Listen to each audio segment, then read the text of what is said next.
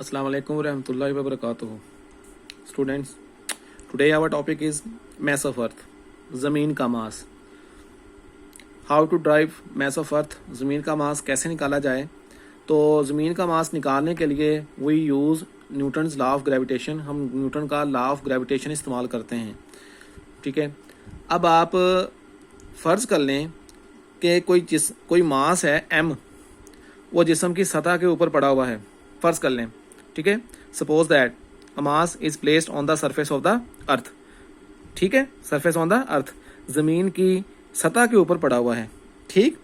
अच्छा, अब जैसा कि शक्ल में आपको दिखाया गया है उसके मुताबिक ज़मीन का मास ME और radius RE for radius of earth which is 6400 kilometre, 6400 kilometre. ठीक है. रेडियस R है. इस जिस्म का ज़मीन के मरकज़ से फासला ज़मीन के रेडियस के बराबर होगा.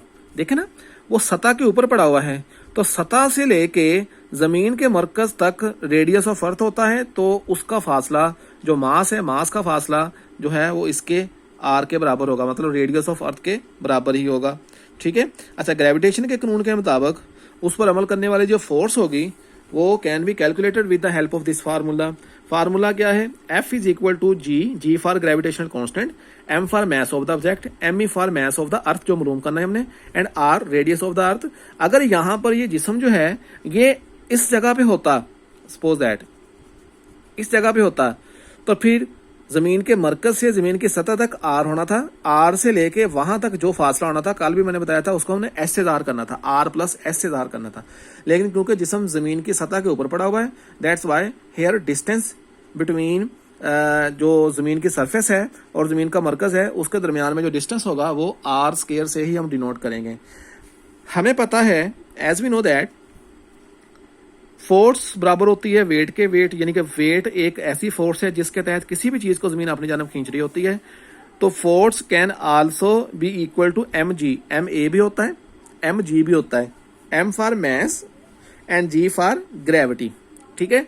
अच्छा, अब इस कीमत को हम इक्वेशन नंबर 1 में पुट कर दें तो f की जगह पे अगर हम लिख लें mg, तो mg बराबर आ जाएगा GMME over R square. M for mass of the object, ME for mass of the earth, G for gravitational constant, R radius of the अर्थ. ठीक है. अब M से M हो जाएगा कैंसिल, सीधी सी बात है. ठीक है. M से M क्या हो जाएगा? कैंसिल हो जाएगा.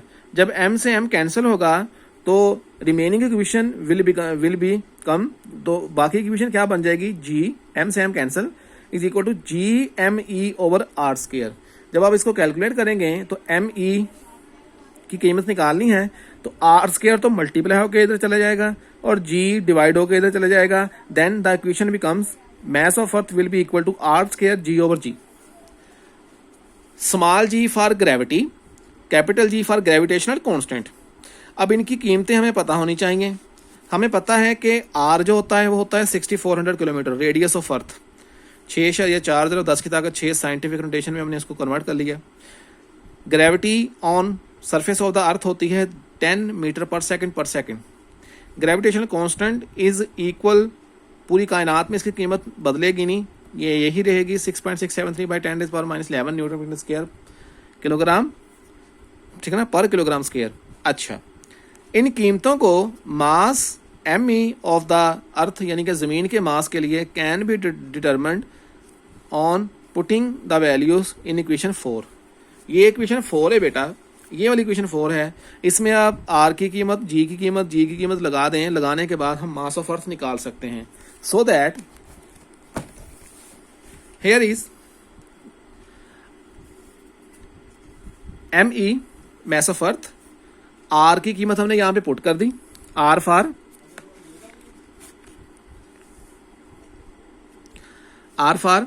Radius of earth 6.4 by 10⁻6 metre. ठीक है ना. अच्छा, उसके बाद 10 मीटर पर सेकंड क्या है? ये ग्रेविटी की वैल्यू है और ये ग्रेविटेशनल कांस्टेंट की वैल्यू है.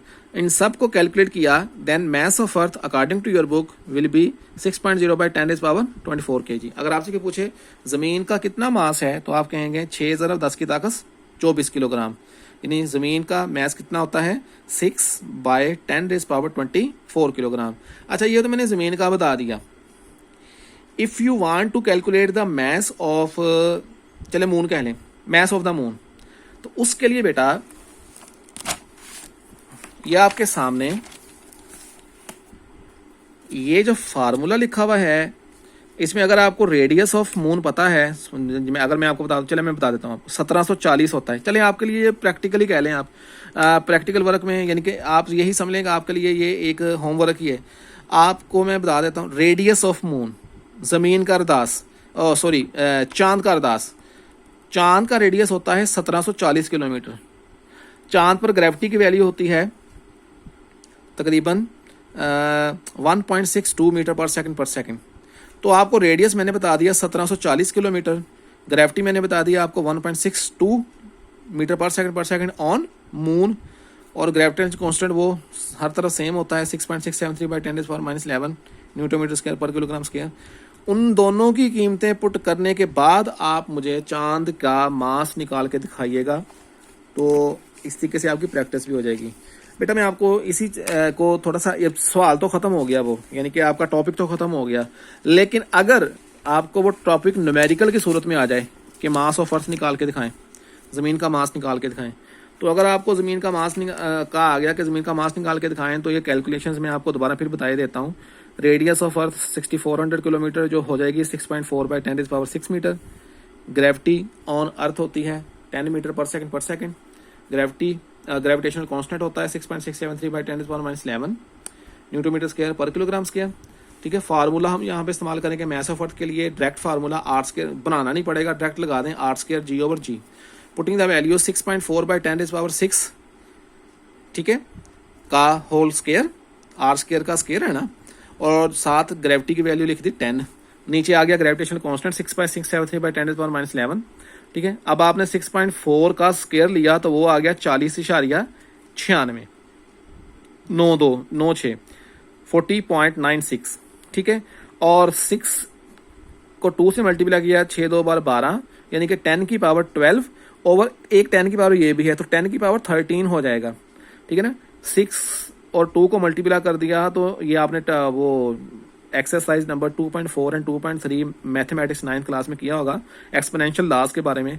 ठीक है, तो 12 हो गया, 12 के साथ ये 10 की पावर 1 थी, 12 + 1 13, 10 की पावर 13 हो गया, और नीचे 10 की पावर -11 है। तो 40.96 को 6.673 पे डिवाइड किया तो आंसर आया 6.01 या 6.1 आया, राउंड करके आपने उसको 6 लिख दिया, और इधर से -11 ऊपर जाकर 13 में क्या हो गया, जमा हो गया, तो 13 + 11 24 हो गया। तो अगर आपको न्यूमेरिकल आएगा तो ये न्यूमेरिकल भी मैंने आपको बता दिया है, तो उसका आंसर आएगा 6/10⁻24 kilogram is the mass of the earth. If you want to calculate the mass of the moon, then you have radius of moon 1740 kilometer and value of gravity on moon will be 1.62 meter per second. Then you can easily calculate the mass of the moon. Mass of the, अगर आप Mars मालूम करना चाहते हैं, मरीख का मास, तो आपको 2 चीज़ें मालूम होनी चाहिए, मरीख का रेडियस कितना है और मरीख के ऊपर वैल्यू ऑफ ग्रेविटी कितनी है। ठीक है, तो उसके अलावा अगर आपको वीनस का कहा जाए, ठीक है, अगर आपको जुपिटर का कहा जाए, अगर आपको सैटर्न का कहा जाए, किसी भी सियारे का कहा जाए, अगर आपको जुपिटर के किसी चांद के बारे में कहा जाए, लो उसके चांद का नाम है, इनसेलाडस एक सैटर्न के चांद का नाम है, मून का नाम है, तो उनके अगर आपने किसी ने मालूम करनी है वैल्यू, मास की वैल्यू मालूम करनी है, तो यही फार्मूला इस्तेमाल होगा, फार्मूला r²g/g। आई होप आपने इस लेक्चर को अच्छे तरीके से अंडरस्टैंड कर लिया होगा। अपना ख्याल रखिएगा। अल्लाह हाफिज़।